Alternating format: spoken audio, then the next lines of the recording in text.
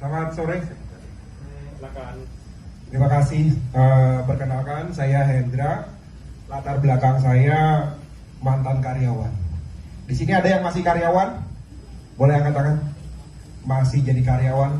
Oke, ada satu teman saya. Yang lain sudah pengusaha sukses ini kelihatannya ya. Amin.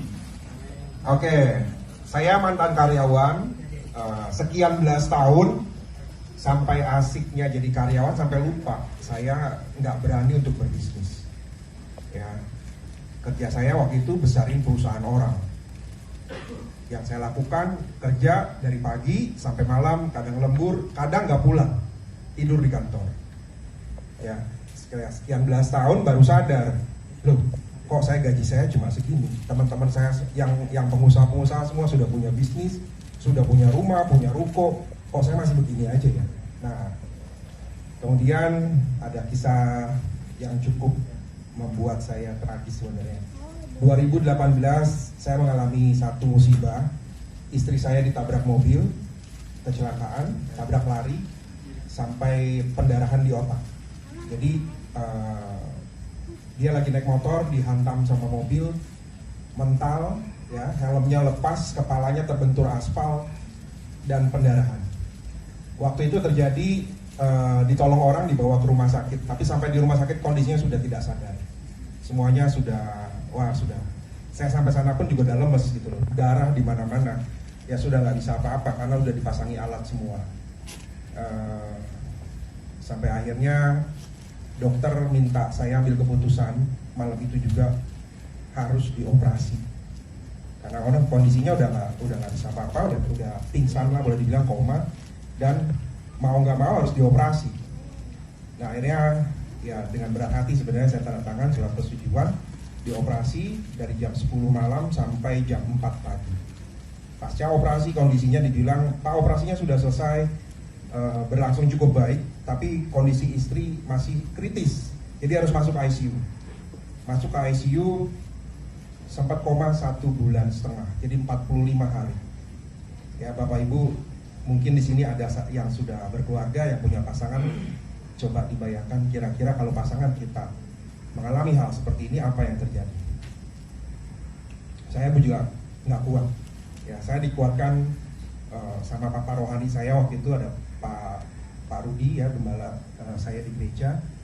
Beliau bilang kamu harus bisa mengampuni. Sebenarnya polisi datang ke rumah sakit, tapi waktu itu dia bilang, Pak kalau Bapak mau saya proses, saya BAP, Bapak dapat asuransi jasa harja 30 juta kalau nggak salah. Tapi motor saya tahan, mobil yang nolongin ibu juga saya tahan. Nah semuanya ya seperti itu memang prosedurnya.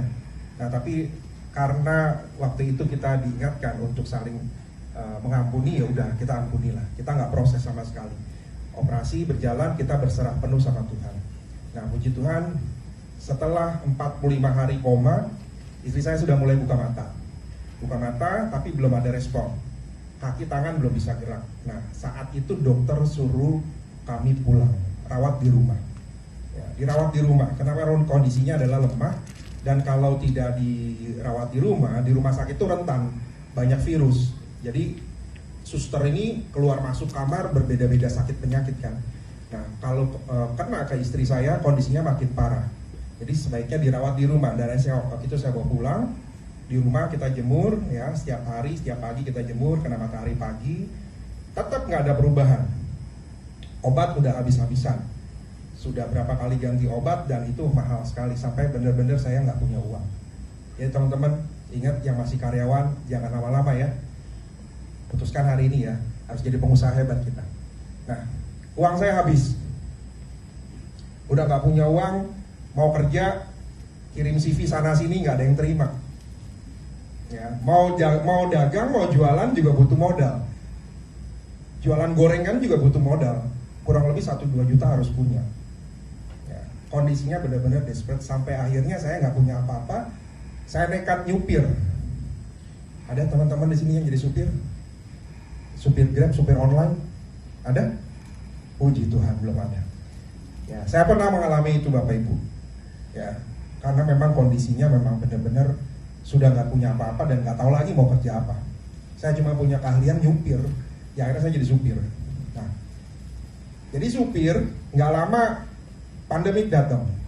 PSBB pertama waktu itu Jokowi umumkan. Dan akhirnya nggak ada orang yang berani keluar rumah, nggak dapat penumpang. Bisa kebayang, tabungan habis, uang nggak ada, mau dagang nggak punya uang, nggak punya modal, nyupir pun juga udah nggak bisa. Jadi teman-teman yang hari ini hadir di sini, kondisinya nggak jauh beda sama saya. Semangat.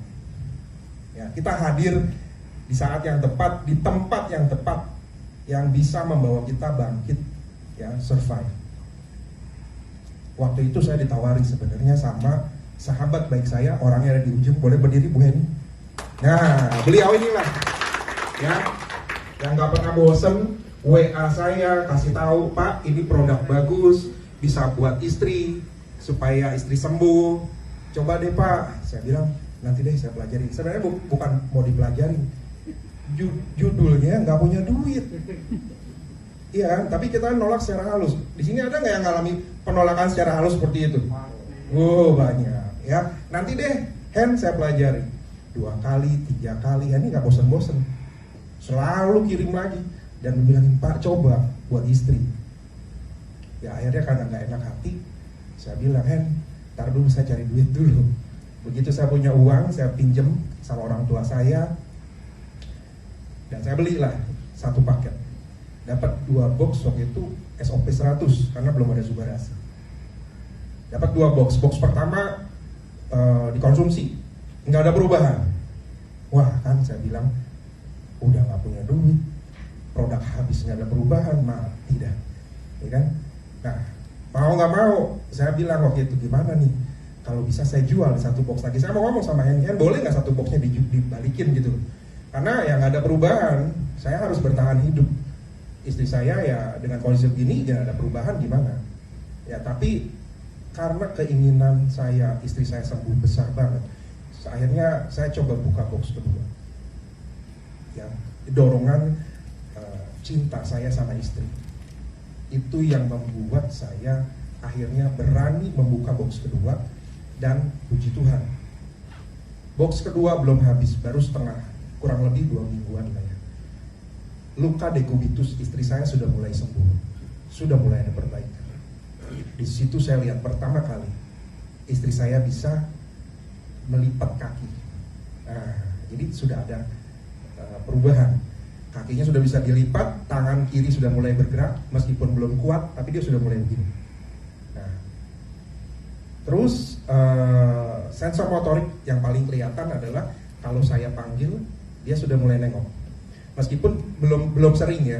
Nah, saya berikan terus sampai akhirnya sampai sekarang saya masih kasih. Nah, puji Tuhan sampai sekarang kalau saya bandingkan dengan periode sebelumnya jauh banget perubahan. Sejak pasca operasi sampai sebelum saya berikan SOP 100 waktu itu, dia tidak mendapat mens. Ya, siklus menstruasinya nggak pernah dapat. Ya, sejak operasi. Tapi setelah kena SOP 100 mulai teratur. Siklus mensnya muncul lagi. Ya puji Tuhan sampai sekarang bagus. Nah makanya saya percaya sekali produk ini benar-benar bukan apa ya, bukannya obat sih memang. Dan ini memang terjadi regenerasi selnya, patennya benar-benar terjadi, gitu loh. Sampai ya puji Tuhan sampai sekarang banyak sekali progresnya. Saya terus berikan sampai sekarang. Jadi kalau ditanya kenapa saya bergabung di AFC, yang pasti AFC adalah jawaban doa saya. Tuhan pulihkan istri saya, Tuhan pulihkan perekonomian saya yang tadinya nggak punya apa-apa. Puji Tuhan sekarang saya sudah toreda dengan income rata-rata 1 hari kurang lebih 1 juta. Bulan Desember tahun lalu saya dapat free trip ke Dubai. Ya mudah-mudahan periode ini pun juga saya bisa mengejar yang lain. Ya, terima kasih. Semoga ini menjadi berkat buat teman-teman semua. Jangan patah semangat, maju terus karena kalian sudah berada di pesawat yang tepat.